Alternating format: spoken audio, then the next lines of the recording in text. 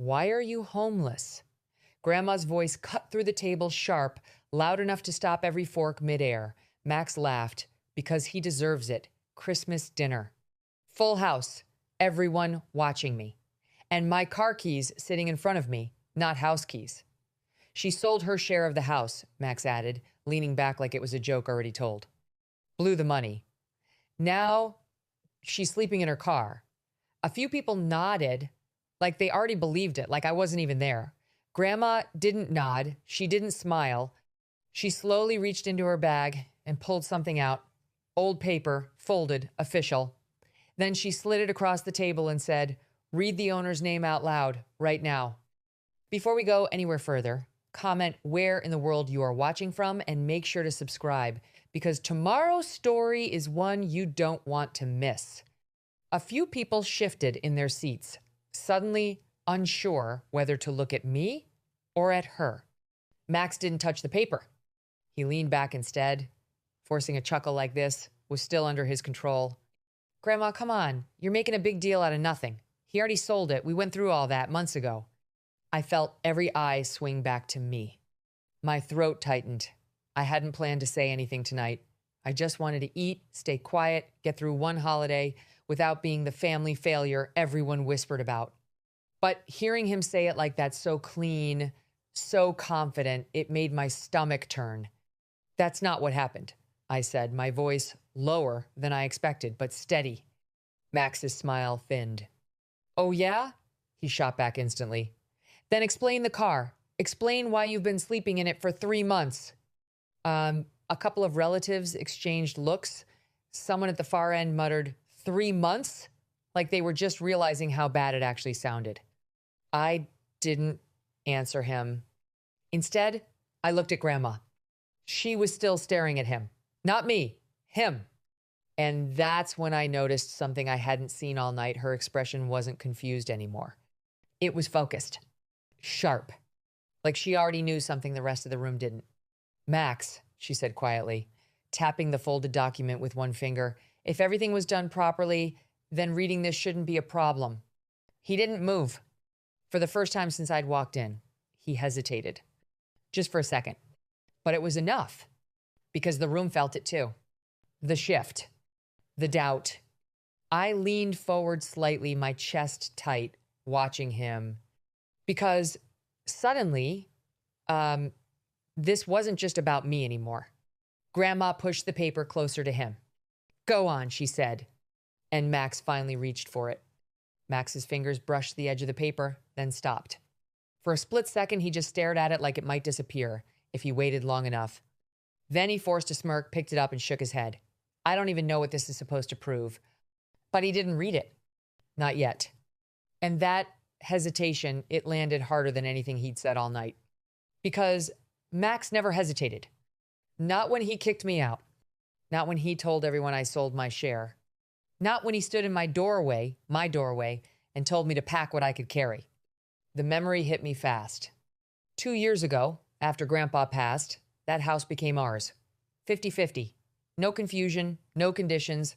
I stayed there, kept it running, fixed what broke, paid what needed paying. Max showed up months later, talking about needing a place for a bit. I didn't question it.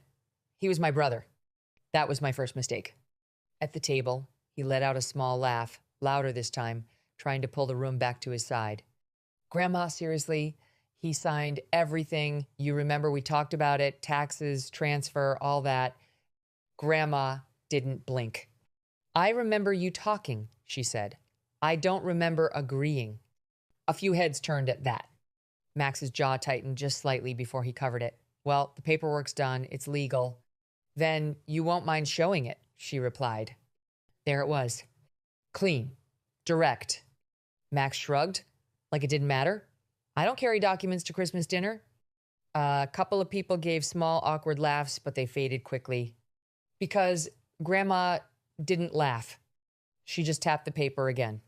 Good thing I do. I could feel something building now, slow, heavy, impossible to ignore. For months, every conversation about the house ended the same way. Me outnumbered, out-argued, out of options. Max controlled the story. And everyone believed him. Until now. I leaned back slightly, watching him, remembering the day everything flipped. He had come to me with a stack of papers, said it was routine, something about restructuring ownership after Grandpa's passing.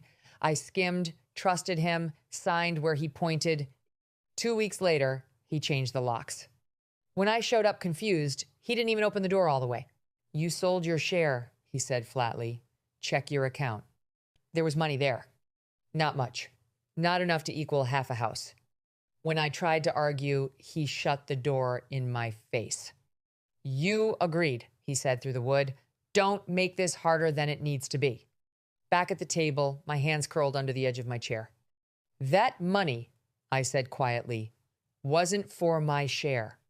Max snapped his eyes to me. "Oh, now you remember?"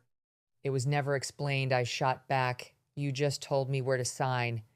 A murmur rippled through the room. That wasn't part of the story he told them. Max leaned forward, voice dropping. "Don't try to twist this now. You knew exactly what you were doing." I held his gaze. "No," I said. "I trusted you." That hit harder than anything else. For a moment, neither of us spoke. Then Grandma reached forward and slid the document closer to him, closer than before. Close enough that it was impossible to ignore. "Enough talking," she said. Her voice wasn't loud, but it carried, "Read it." Max stared down at the paper again, and this time, the smirk didn't come back. And for the first time since this started, he looked unsure. Max cleared his throat, but no words came out. The silence stretched just a second too long. "Go on," Grandma said, calm but unyielding. "You said everything was legal. This should be easy." Max shifted in his chair, glancing around like he could pull support from the room, but the energy had changed. No one was nodding anymore. No one was backing him up. "Look," he said, forcing a casual tone, "that paper doesn't change anything. The transfer already happened. He signed it. End of story." "Then show us," Grandma replied instantly. That landed, because now it wasn't just her asking, it was everyone. "Yeah, where are those papers?" someone from the far end of the table asked. Max let out a sharp breath. "I told you I don't carry documents around." "You carried them when it mattered," Grandma said. "You had him sign them, didn't you?" Max hesitated again. And that hesitation, small, almost invisible, spread through the room like a crack in glass. I leaned forward slightly, my heart pounding harder now. For months, I'd replayed that day in my head, the rushed explanations, the way he stood over me, pointing where to sign, the way he never let me read properly. Something about it had always felt wrong. Now it felt deliberate. "You said it was for taxes," I said, my voice cutting through the room. "You said we needed to update things after Grandpa passed." Max's eyes snapped to mine. "And we did." "No," I said, firmer now. "You told me that. You never showed me anything else." A low murmur spread across the table again. "Wait, so he didn't actually know what he was signing?" someone whispered. Max slammed his hand lightly on the table. "Don't twist this. He signed willingly." Grandma didn't raise her voice, but she leaned in. Willingly or blindly? That question hit harder than anything else so far. Max didn't answer. Instead, he looked down at the document in his hand, again, really looked at it this time, and I saw it, that flicker, recognition, because he knew exactly what it was. Grandma watched him closely. "That paper," she said slowly, "is the original deed your grandfather signed, the one that names both of you." The room went completely still. "No transfers," she continued. "No removals, no changes filed through me, and I would know."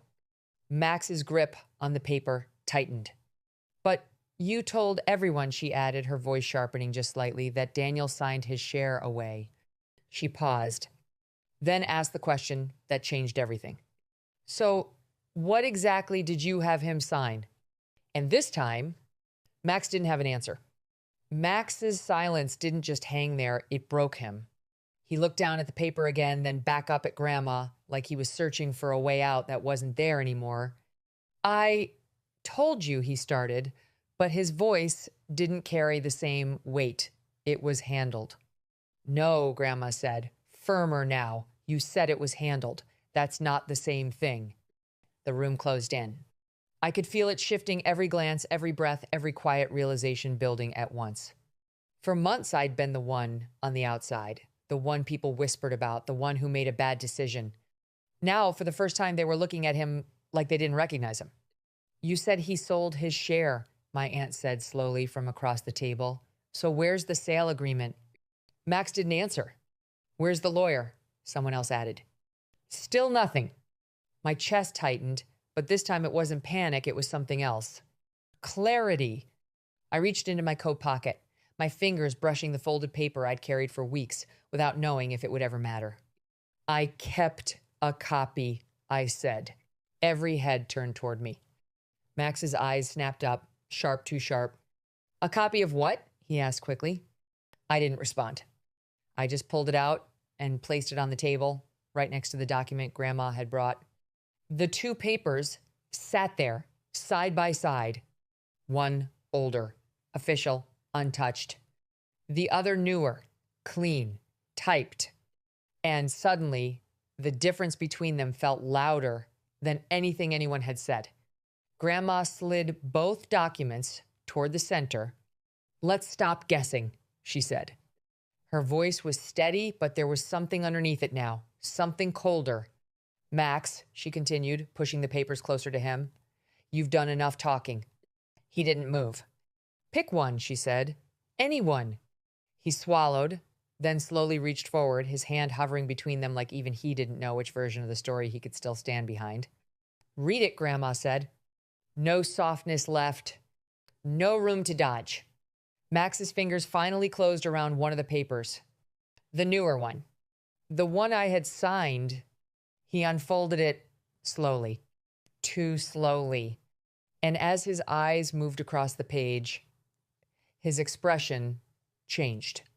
Just slightly, but enough. Enough for everyone to see it. Grandma didn't look at the paper. She looked at him. Then she gave the order that ended everything. Read the owner's name out loud, right now. Max's lips parted, but no sound came out. Out loud, Grandma repeated, her voice steady, leaving no space to hide. He swallowed hard, eyes locked on the paper in his hands. The same confidence he walked in with, gone. Daniel Carter and Marcus Carter, he finally read. The words landed heavy. Not sold. Not transferred. Not removed. Still there. Both names. A sharp murmur spread across the table, confusion, turning into something louder. Realization. Grandma didn't even look surprised. Now, she said, show us the document where he supposedly gave that up. Max froze. Every second he stayed silent made it worse. I don't have it with me, he muttered. Because it doesn't exist, I said. My voice didn't shake this time. All those nights in my car, all those conversations where I was talked over, dismissed, blamed, it all came back at once, and then it broke. You told me it was paperwork for taxes, I continued, looking straight at him. You pointed where to sign, you rushed it, and then you locked me out of my own house. Someone at the table let out a quiet, wait, what? Grandma's eyes didn't leave Max. You forged the story, she said, and you counted on him not knowing better. Max's face tightened. I didn't forge anything he signed. Without understanding, she cut in sharply, that's called deception. Silence. Thick. Final.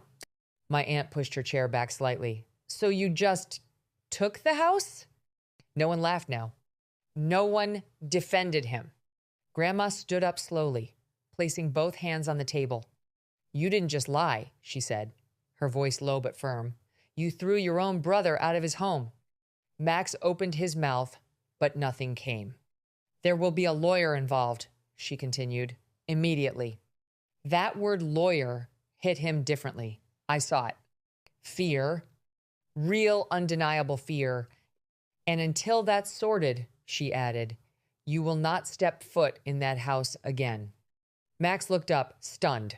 What? You can't just... I can, she said, and I am. Then she turned to me. For the first time that night, her expression softened.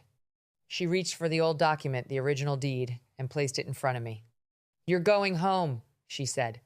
Just like that. Simple. Certain. I didn't move right away because for months, home had been something I didn't have, something I wasn't allowed to have. Now, it was sitting in front of me, real, mine. Later that night, I stood outside the house again. Same driveway, same front door.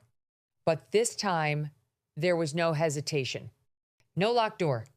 No voice telling me to leave. I held the keys in my hand, real keys, and unlocked it. The door opened easily. Quietly, like it had been waiting, I stepped inside.